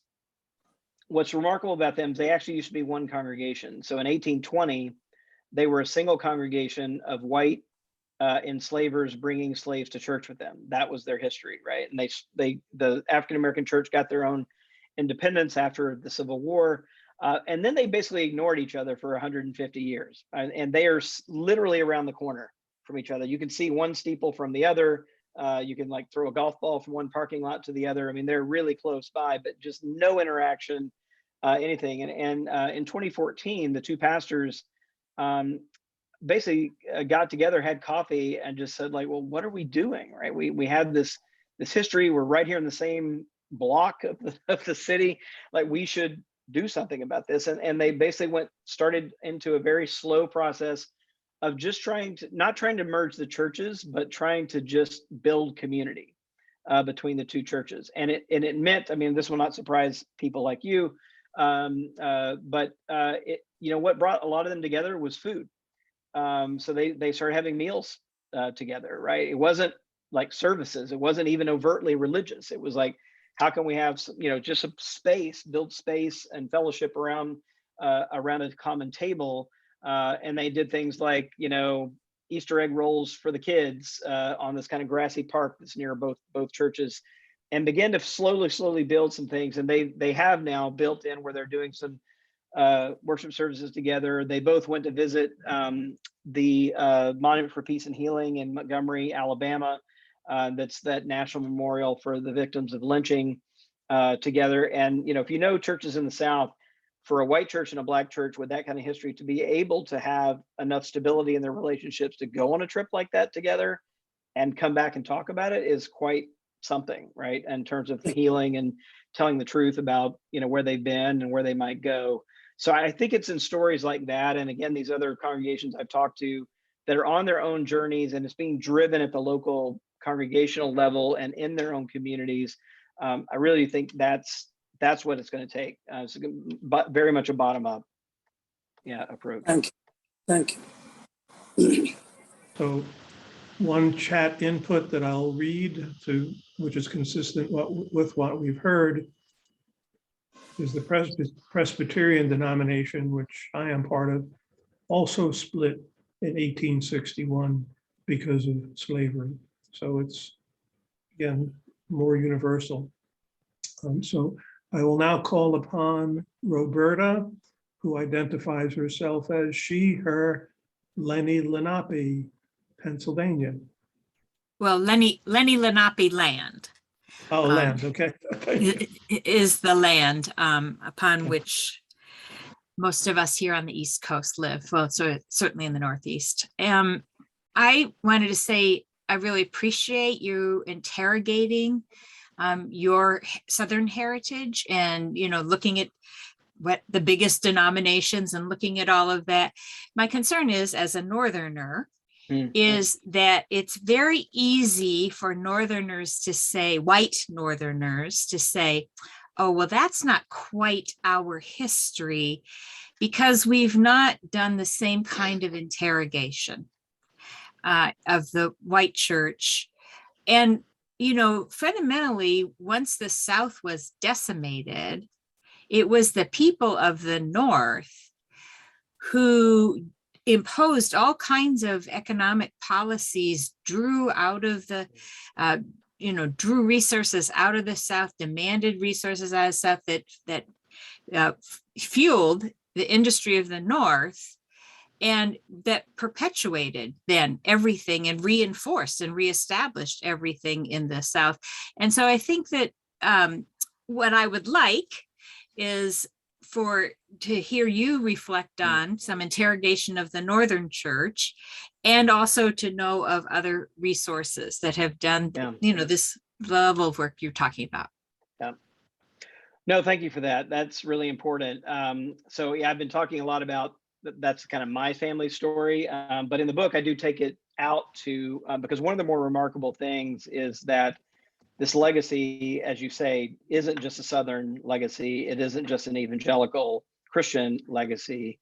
It's much broader than that. In fact, it is virtually every Protestant denomination of any size split over the Civil War. But just to pick on the Presbyterians for a minute, since they've been brought up, Charles Finney, who was one of the sort of most well-known abolitionists in the 19th century, Presbyterian minister from New York, right? So not the South, but he, if you kind of follow, he was an abolitionist and anti-slavery. He was also a white supremacist. So and I think and he drove people like Frederick Douglass insane, because Douglass thought he was a true ally, right? That he believed not only in abolition, but he believed in Black equality, and he was disabused of that after the Civil War. So once slavery becomes illegal, what's interesting is that Finney and a number of people like him, for example, he had a young protege, for example, who wanted to set up an interracial worship thing. Now, this again, somebody who is known for advocating for abolition, is abolitionist, and his younger protege was like making arrangements to do this interracial service, and Finney stopped him in his tracks and wrote him and said, no, you cannot do that. You err in supposing that the principle of abolition and amalgamation are the same, right? And so he was for abolition, but against what he called amalgamation, against the mixing of the races, right? And it was very much about keeping that. So I think that's a pretty stark example of, good New York abolitionists, right? But didn't have Black equality in mind at all. It was really limited to this particular practice of slavery, but was for segregation, was for a kind of hierarchical society there. And I'm actually, so the new book I'm working on is actually looking at communities that are trying to heal from these legacies of racial violence. And one of the ones I'm looking at is Duluth, Minnesota. Now, you can't get much more north than Duluth, Minnesota. And, in 1920, there was a horrific lynching of 3 African-American men in Duluth, Minnesota. And this is a town of about 100,000 people at the time. It's an extremely Lutheran area of the state. So again, not an evangelical denomination, a good mainline Protestant denomination. So town of 100,000 people, 10,000 people turned out to attend this lynching in Duluth, Minnesota. That's a tenth of the town, right? There were a couple of ministers that showed up trying to dissuade the crowd, and the crowd looked at them and said, "Father, you know, this has nothing to do with you or God. Go home." And that's pretty much the story. So, and then they've been in the last 20 years trying to kind of acknowledge this event, tell the truth about it, and have taken some really interesting and kind of hopeful steps. But you know, one more example, for just so I don't just pick on the Protestants. In the Catholic world, it was very common, even in places like New York, Detroit, for Catholics to be segregated into the back of the sanctuary and only be able to come up and receive the Eucharist after all the good white folks had done so, right? Held to the very end. There were several, there's an account even in New York and Manhattan, in fact, of a white priest standing on the steps of his church with a whip, threatening African Americans who were trying to enter the sanctuary to keep his sanctuary all white.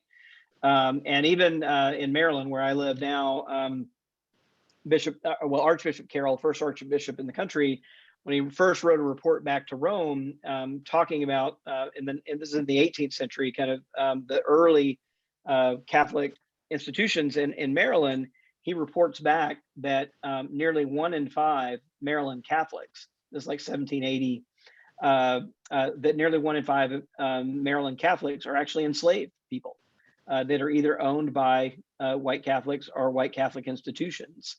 And that was, you know, pretty much part of the lay of the land there. So as you say, it's a much broader set of things than just a Southern thing or just an evangelical thing or even just a Protestant thing. It was pretty much across the board.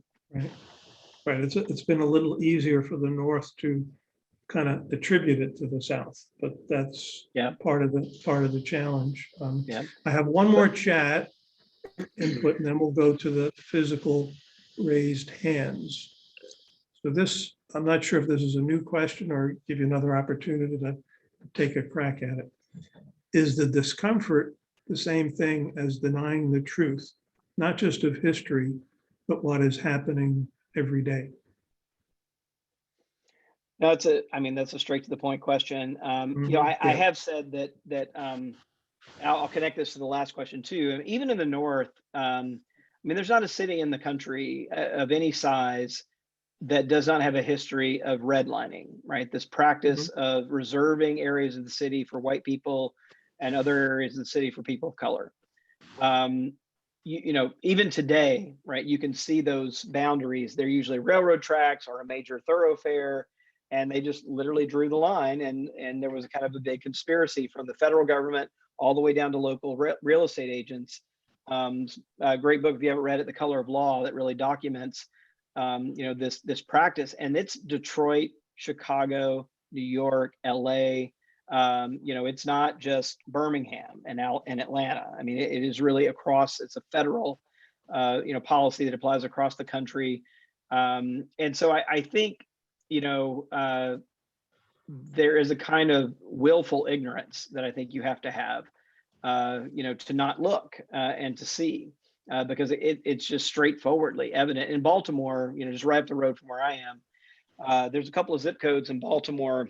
I was looking at some analysis a couple of years ago that are 2 zip codes that are about 5 miles apart in Baltimore, and the life expectancy difference between those 2 zip codes is about 20 years. In other words, if you're born in this zip code, you're on average, you will die 20 years younger than if you're born in this zip code. And the main difference of those zip codes, one is almost entirely white and one is almost entirely black. And we're still living with that legacy. And just one more little coda I'll put on this for you know, churches up in the North or in bigger cities outside the South. You know, if every church in America asked themselves, why is our church on this particular plot of land? You would pretty easily get to questions of racial justice. You know, if it has a history being a predominantly white church, it's probably there because that was a predominantly white area of town that was reserved for whites only in some point of its history. If it moved out to the suburbs, it probably did so following white flight out to the suburbs and abandoning a kind of inner city thing. And sometimes those stories are quite radical. First Baptist Church of Richmond, Virginia, which I tell this story in the book, literally moved itself in the 1920s from downtown, old historic location, downtown Richmond, out west of the city on Monument Avenue, so that it could actually be on the traffic circle facing the Stonewall Jackson Confederate Monument. That's why it moved itself out there, to be literally in the shadow of the Confederate monuments when they were, and 6 other churches did that. It wasn't just First Baptist. I mean, there were 6 churches that moved themselves from downtown to be in the shadow of these monuments as the monuments were being erected in the 1920s. So I think just, you have the land acknowledgement there in your,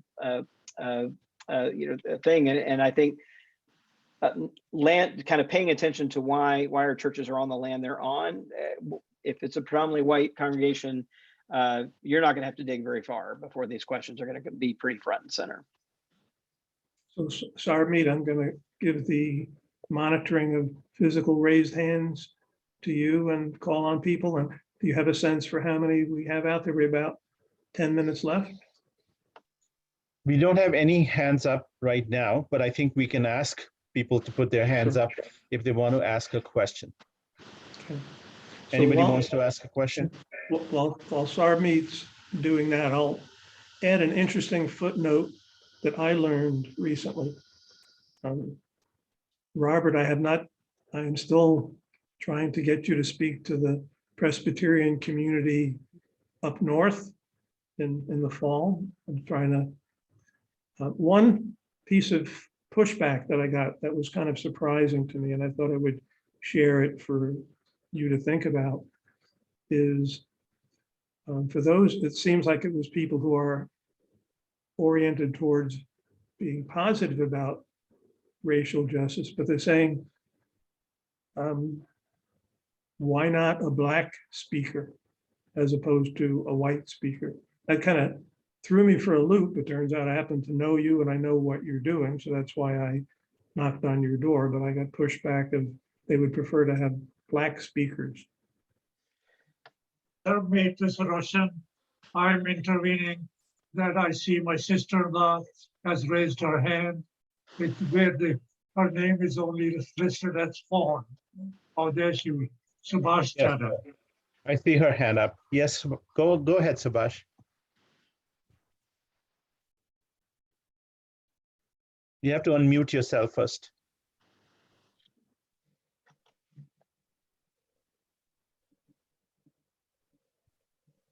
We cannot hear you, Subhash. I think you have to,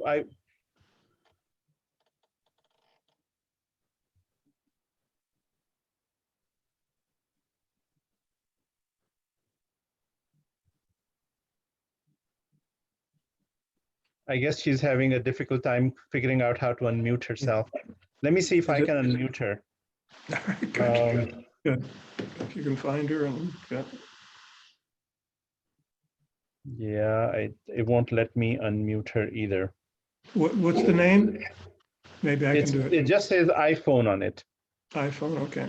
Yeah, see if you can unmute her. You cannot unmute or mute anybody on iPhone. Now? There. Yes, we can hear you. Oh, okay. Hello? Yeah, they can hear you. Yeah, we are getting an echo. Maybe you can, oh, okay, well, let's try it. Go ahead. Good afternoon. I just wanted to wish the speaker healthy life and very, very, very productive years. I am a retired pediatrician. I wanted to bring back the conversation to the baby level. When I was practicing, I used to get all this information from the parents that how they didn't want baby to cry or not let the baby get hungry or not participate in weddings or funerals. So I used to wonder about why there is such a protection of the babies at such a young age. So that's how they grow up not to learn how to be part of the pain around others or their own discomfort. The other issue I want to raise is like this whole discussion was about the Christianity and religion and Christ. I read a book somebody gave me, James McBride, and he asked his mother, what color is the God? And she said, color of water.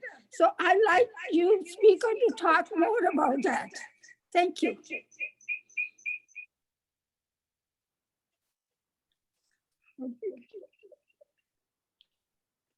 Great. Well, thank you so much for that. Especially for your well wishes. I love that too.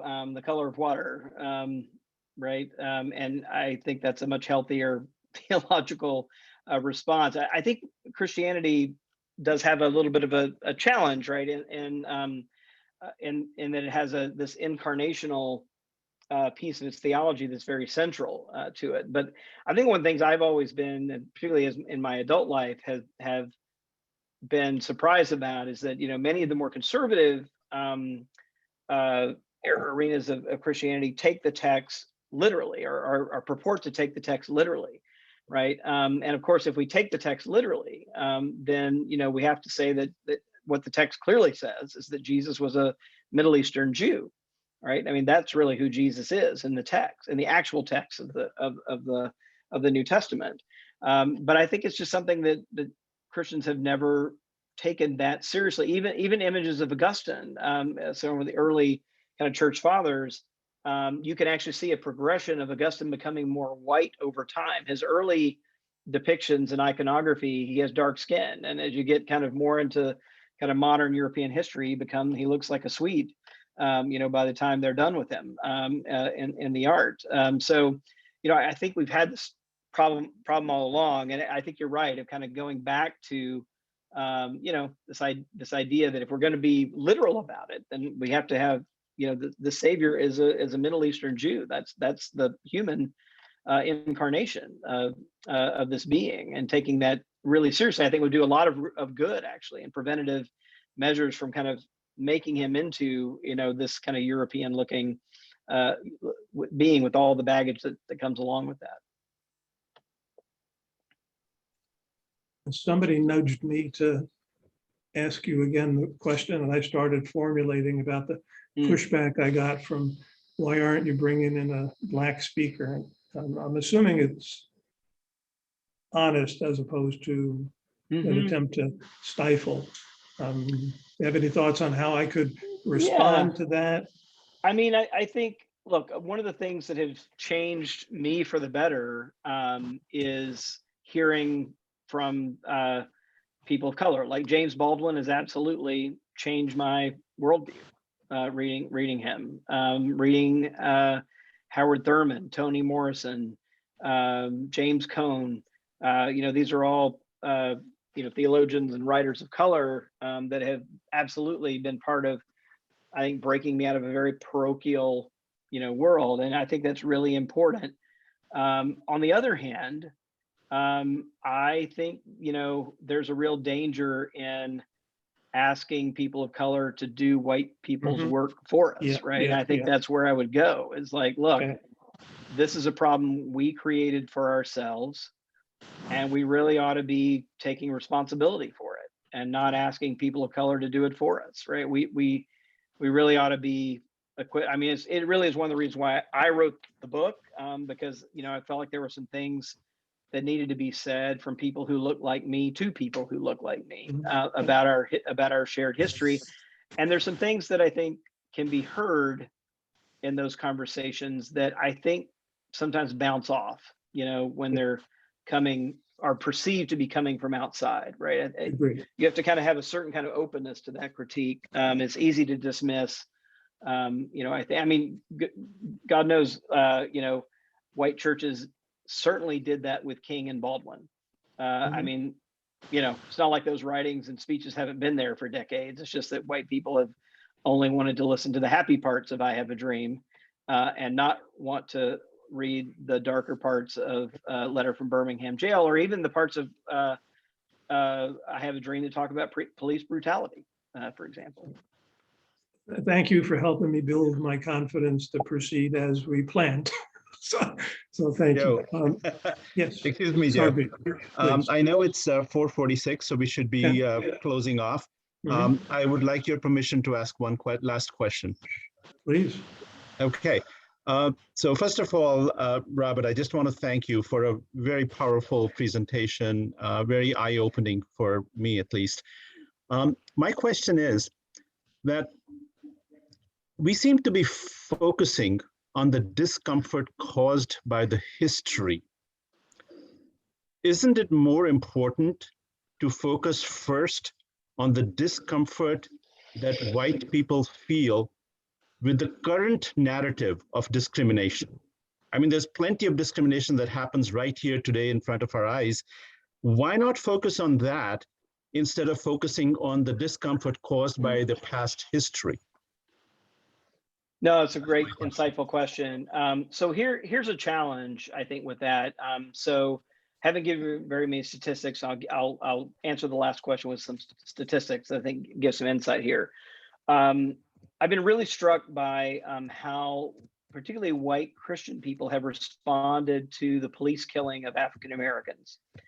So we've asked in public opinion surveys, the question that we've asked for several years, so we started asking this question in 2015, actually, and the question has two parts. It says, do you think that the killing of unarmed African Americans by police are part of a pattern of how police treat African Americans, or do you believe they're just isolated incidents?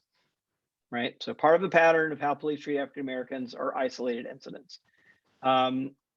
White Christians, about 7 in 10 white Christians, and again, of all kinds, like so white mainline Protestants, white evangelicals, and white Catholics say that they are merely isolated incidents. They do not make the connections between these individual, they see them as kind of episodic events attributable to a few bad apples, but not anything that's part of the system.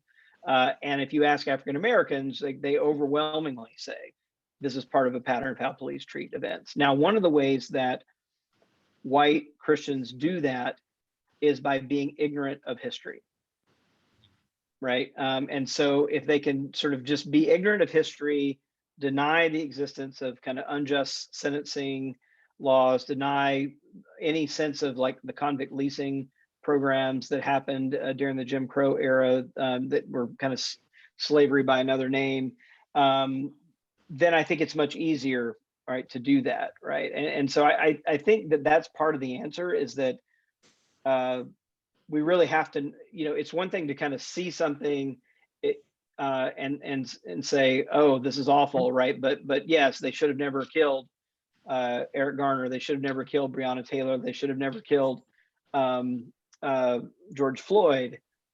And I think a lot of evangelicals and white Christians are willing to say that, but they're not willing to connect the dots and say there's something systematically wrong.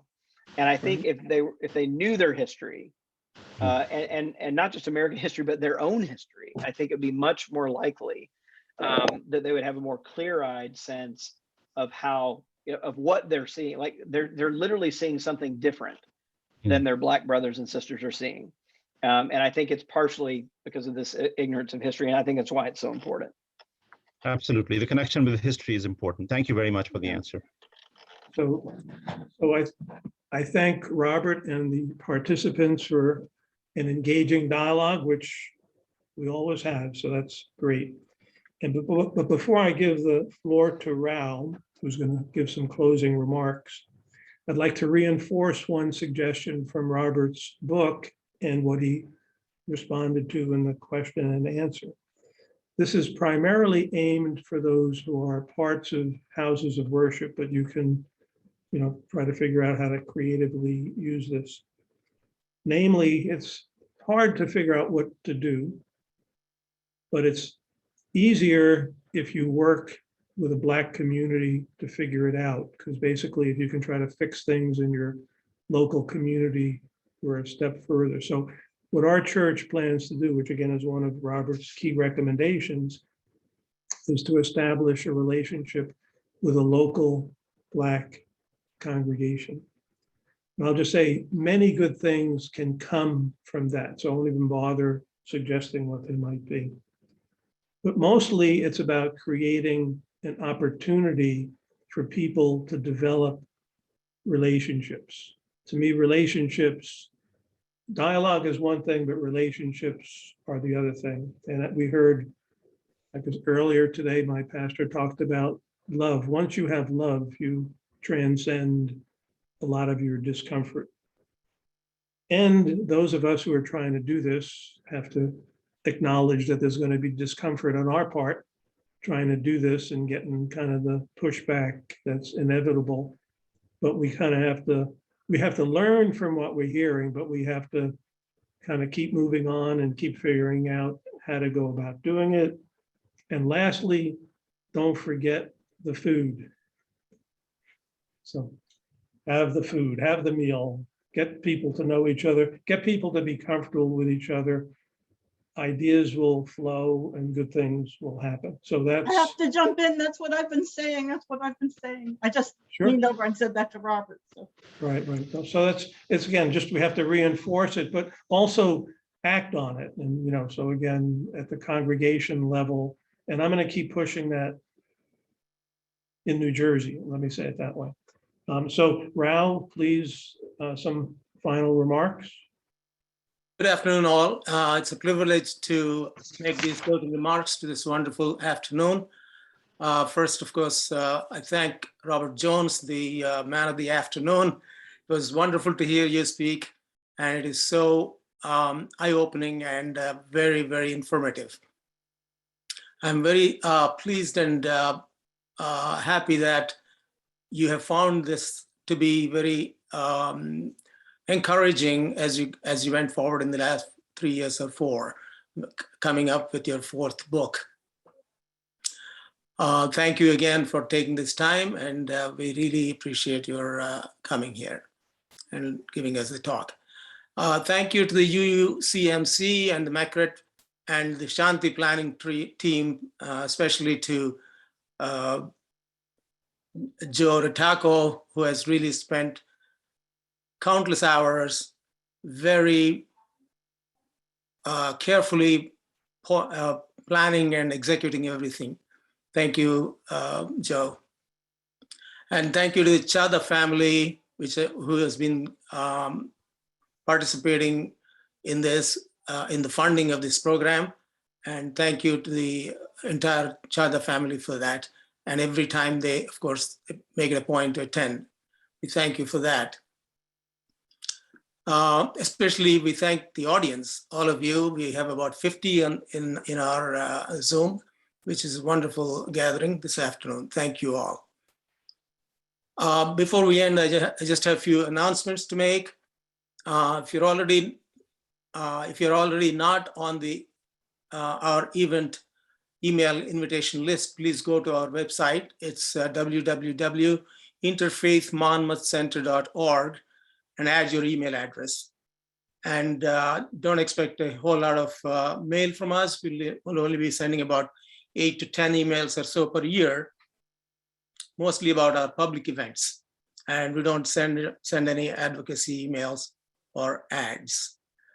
You'll be able to contribute to MACRET on our website also while you're there to help us defray the costs for events such as this one. On the web page, there is a donate button in the right upper corner. You could easily donate whatever you would like to, and we would appreciate that very much.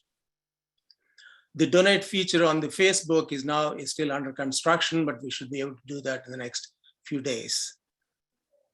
Also on the website, you'll find a recording of today's event in about a week or so after Joe gets some rest from this organizing this evening. So we're in the process of providing related resources on our website also. For example, a list of local organizations that have a long tradition of addressing issues of race. And here are a few that you can easily find on the web, like Red Bank Library, Let's Talk About Race program, the T. Thomas Fortune Cultural Center, and Red Bank NAACP. If you haven't signed the online stand up for the other pledge, which has been designed by NJ Interfaith Coalition, the website is njifc.org to address the religious and ethnic intolerance. This is being broadened to explicitly address the racial intolerance as well. Let me just paraphrase what it says so that you get an idea. While here is in the quotes, while interacting within my own circles, if I hear disparaging comments from anyone about members of any other community, I pledge to stand up for the other and challenge the bigotry in any form. So please go to the website njifc.org and sign the pledge if you're not already done that. Now, I have a couple of upcoming events that I would like to present to you, and that is, one is Professor Saliba Sarsar is going to be speaking on the Jewish Palestinian Initiative. The expected date is April 6th at 7 p.m. The details will be forthcoming. And there is another Peace Bowl project, which was mentioned earlier by Stevie. This is a Monmouth Center and for World Religions and Ethical Thoughts and Sarvadharma Service Center, another service and spiritual interfaith organization in Freehold, New Jersey, around Freehold, New Jersey, invites you to a celebration of World Peace on World Peace Day weekend on September 17, 2022. We're actually planning, starting today, a 6-month exploration of peace by conducting a book discussion series, Zoom dialogues, and including speakers who have experience working in peace building at various levels in the society. Please look for upcoming announcements on the website. Again, it's www.interfaithmonmouthcenter.org, and also on our Facebook page, which is facebook.com/interfaithmonmouthcenter. So I think that is the end of my announcements. Is there anyone else who has any short announcements, maybe 30 seconds? Yeah, this is Joe again. So point one, it turns out the donate button on the website is broken. I just discovered that. So wait till it's implemented on Facebook in a week or two if you're so inclined. Robert, can you mention the titles of your 3 books? And if you want to give us a clue about your 4th one, please do that. Of course. Yeah, I guess I'll go backwards. So the new book is going to take a little riff on Seamus Hamey's line, Until Hope and History Rhyme. And going to be looking at 4 communities that are healing from racial justice. That'll be out next fall. Trying to finish that up by this fall. It'll be out next fall. Sorry, out 23, not 22.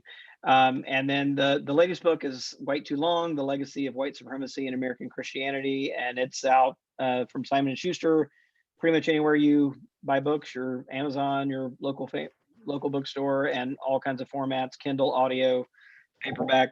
The paperback edition has some reflections following the January 6th insurrection that I kind of wrote as an afterword and for the paperback edition. And the book before that is The End of White Christian America for 2016. So thank you. Oh, and I guess one more thing, if you want to follow along on my weekly writing on this topic of kind of people healing from this legacy of white supremacy, it is a Christian focus, but pretty broadly construed. It's robertpjones.substack.com. So robertpjones.substack.com. It comes to your inbox once a week via the Substack newsletter platform. Thank you. And all God's children said, amen. So thank you, everybody. I think we can. I have just a couple of minutes, not sure. a couple of minutes. Okay. I'm just hopeful that next year we'll be able to have the Shanti event live, so we can all have a conversation over a meal, like you suggested, Joe. Okay. And again, thank you all. And I think it's only befitting to conclude this program, Shanti, by reciting Om Shanti Shanti Shanti. Thank you. Thank you, everybody. Thank you, everybody. Thank you. Thank you. Thank you, Joe.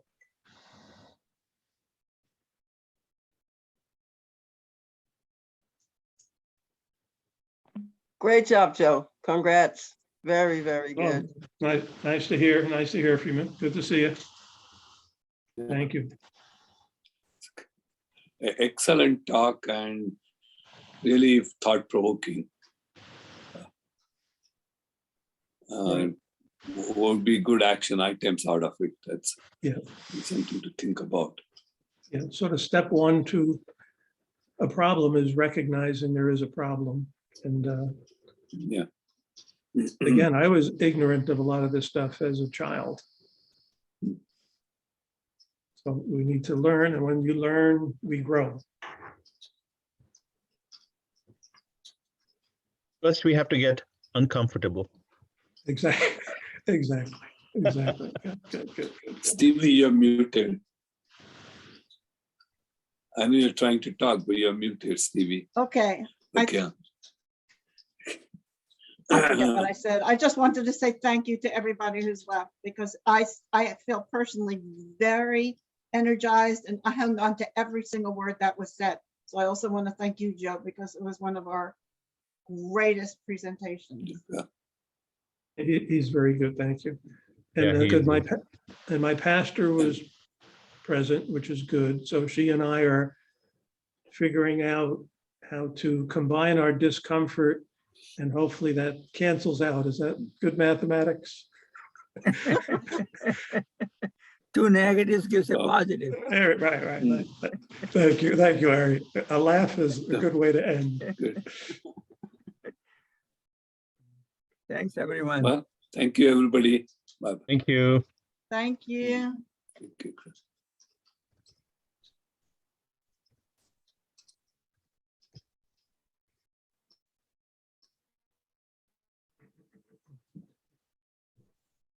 I'll go talk to my grandkids now.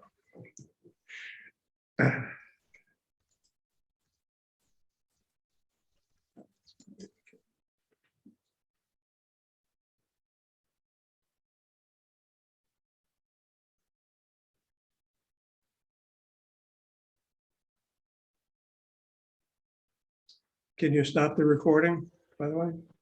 Oh, yeah, sure.